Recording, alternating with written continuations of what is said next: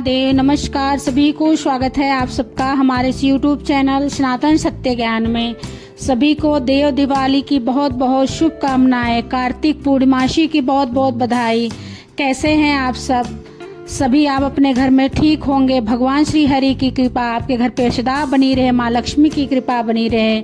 सभी को राधे राधे, हरे कृष्णा। प्रिय श्रोताओं, आज कार्तिक पूर्णिमा के इस शुभ अवसर पर सुनिए कार्तिक पूर्णिमा के दिन सुनी जाने वाली सभी कथाएं। पुराणों में इस दिन स्नान, व्रत और तप की दृष्टि से मोक्ष प्रदान करने वाला बताया गया है।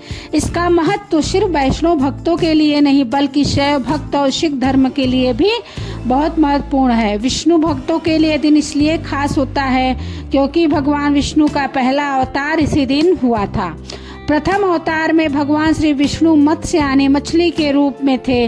भगवान को यह अवतार वेदों की रक्षा, प्रलय के अंत तक सप्त ऋषियों, अनाजों और राजा सत्यव्रत की रक्षा करने के लिए लेना पड़ा था। इससे सृष्टि का जो निर्माण कार्य था वह फिर से आसान हो पाया। भगवान शिव के भक्तों के अनुसार इसी दिन भगवान भोलेनाथ ने त्रिपुरासुर नामक महाभयानक असुर का संहार किया था, जिससे वह त्रिपुरारी के रूप में पूजे जाने लगे और इससे देवगण बहुत प्रसन्न हुए और भगवान विष्णु ने शिव जी को त्रिपुरारी नाम दिया, जो कि भगवान शिव के अनेक नामों में से एक नाम है। इसी कारण कार्तिक पूर्णिमा को त्रिपुरारी पूर्णिमा या त्रिपुरी पूर्णिमा भी कहा जाता है। इसी तरह से सिख धर्म में कार्तिक पूर्णिमा के दिन को प्रकाशोत्सव के रूप में मनाया जाता है, क्योंकि इसी दिन सिख संप्रदाय के संस्थापक गुरु नानक देव का जन्म हुआ था। इस दिन सिख संप्रदाय के लोग सुबह स्नान कर गुरुद्वारे में जाकर वाणी सुनते हैं और गुरु नानक देव जी के बताए अनुसार रास्ते पर चलने की सौगंध लेते हैं। इसलिए इस पूर्णिमा को गुरु पर्व भी कहा जाता है। इस प्रकार यह दिन एक नहीं बल्कि बहुत सारी वजहों से बहुत खास है। इस दिन गंगा स्नान, दीप दान, अन्य दानों आदि का विशेष महत्व है और इस दिन क्षीर सागर दान का अनंत महत्व है। क्षीर सागर का दान 24 अंगुल के बर्तन में दूध भरकर उसमें सोने या चांदी या अन्य धातु की मछली छोड़कर किया जाता है। और ऐसी भी मान्यता है कि इस दिन कृतिका नक्षत्र में भगवान शिव के दर्शन करने से 7 जन्मों तक व्यक्ति ज्ञानी और धनवान होता है। कार्तिक पूर्णिमा की पौराणिक कथा आइए सुनते हैं। पौराणिक कथा के अनुसार तारकासुर नामक एक असुर था, जिसके 3 पुत्र थे, तारकाक्ष, कमलाक्ष और विद्युन्माली। जब भगवान शिव के पुत्र भगवान कार्तिकेय ने तारकासुर का वध कर दिया, तब उसके तीनों पुत्रों ने बदला लेने के लिए दिन रात कठिन तपस्या करना प्रारंभ कर दिया। उनकी कठिन तपस्या से प्रसन्न होकर एक दिन श्री ब्रह्मा जी ने उन तीनों को वरदान मांगने के लिए कहा, तो उन्होंने अमर होने का वरदान मांगा। ब्रह्मा जी यह बात अच्छी तरह से जानते थे कि अगर उन्हें यह वरदान दे दिया गया तो अपनी शक्तियों का केवल दुरुपयोग ही करेंगे और सभी को परेशान करेंगे। इसलिए उन्होंने यह वरदान देने से इनकार कर दिया। श्री ब्रह्मा जी ने उनसे कहा कि तुम लोग इसकी जगह कोई अन्य वरदान मांग लो।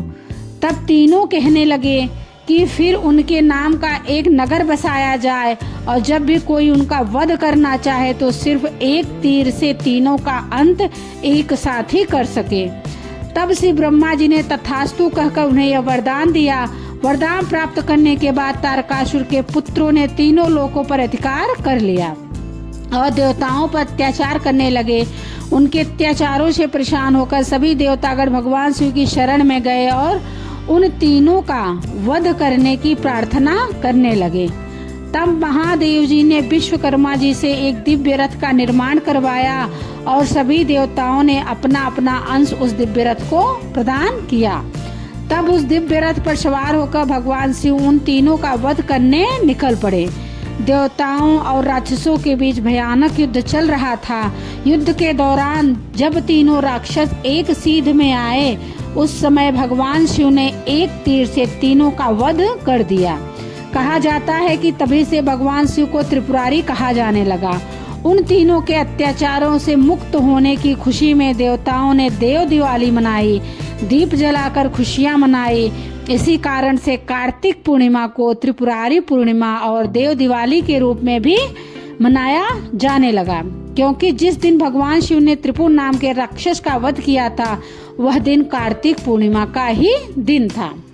अब सुनिए भगवान विष्णु के मत्स्य अवतार की कथा।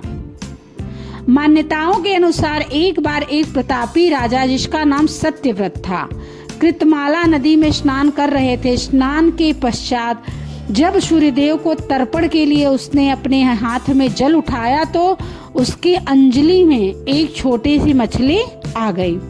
राजा सत्यव्रत ने मछली को पुनः नदी में छोड़ दिया, लेकिन तभी वह मछली बोल उठी कि हे राजन, इस जल में बड़े बड़े जीव रहते हैं जो छोटे जीवों को मारकर खा जाते हैं, कृपया मेरे प्राणों की रक्षा कीजिए।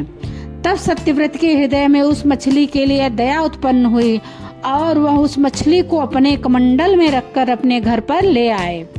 अगली सुबह जब सत्यव्रत नींद से उठे तब मछली का शरीर इतना बड़ा हो चुका था कि कमंडल भी छोटा पड़ने लगा। तब मछली बोली कि राजन, मेरे रहने के लिए कोई और स्थान हो तो कृपया ढूंढिए, मैं इसमें नहीं रह पा रही हूँ। तब राजा ने मछली को कमंडल से निकालकर पानी के बड़े मटके में रख दिया। रात भर मटका भी मछली के लिए छोटा पड़ने लगा। ऐसा करते करते मछली का आकार इतना बड़ा हो गया कि उसे सरोवर में डालना पड़ा, और जब सरोवर में भी छोटा पड़ गया तो उसे समुद्र में डाल दिया गया। अब आश्चर्य की बात यह हुई कि विशाल काय समुद्र भी मछली के लिए छोटा पड़ गया। तब राजा सत्यव्रत ने बड़े ही विनम्र स्वर में पूछा कि आप कौन हैं जिन्होंने सागर को भी डुबो दिया है। तब भगवान विष्णु ने उत्तर दिया कि मैं हरग्रीव नामक दैत्य के वध के लिए आया हूँ, जिसने छल से वेदों को चुरा लिया है और उसके कारण ही जगत में चारों ओर अज्ञानता और अधर्म फैल गया है। मत्स्य रूपधारी भगवान विष्णु ने कहा कि आज से ठीक 7वें दिन के बाद पृथ्वी पर प्रलय आएगी और वह समय बहुत ही भयानक होगा। संपूर्ण पृथ्वी जलमग्न हो जाएगी, जल के अलावा यहाँ कुछ भी नहीं रहेगा।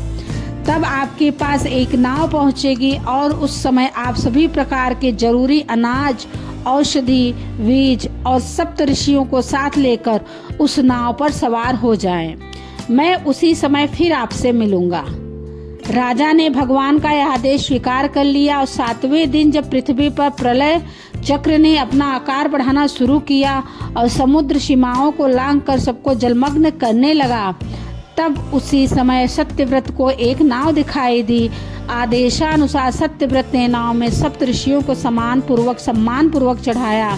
साथ ही महत्वपूर्ण अनाज औषधियों को भरकर सत्यव्रत भी उसी नाव पर सवार हो गया। सागर के वेग के कारण नाव अपने आप चलने लगी। चारों ओर जल के सिवा और कुछ दिखाई ही नहीं दे रहा था। इसी बीच राजा सत्यव्रत को मत्स्य रूप में भगवान दिखे और भगवान से आत्मज्ञान पाकर राजा सत्यव्रत और सप्त ऋषि धन्य हो गए। जब समुद्र का प्रकोप शांत हुआ तब भगवान ने हरिग्रीव का वध कर सभी वेद वापस छीन लिए और ब्रह्मा जी को वापस सौंप दिए। इस प्रकार भगवान विष्णु ने मत्स्य रूप धारण कर वेदों का उद्धार किया तथा प्राणियों का कल्याण किया। अगर कहानी अच्छी लगी हो तो आप हम इस कमेंट में हर हर महादेव जरूर लिखिएगा। चैनल को सब्सक्राइब कीजिए, लाइक कीजिए और प्यारे प्यारे कमेंट कीजिए। सभी को श्री शिवाय नमस्तुभ्यम। हर हर महादेव। श्री शिवाय नमस्तुभ्यम। जय भोलेनाथ।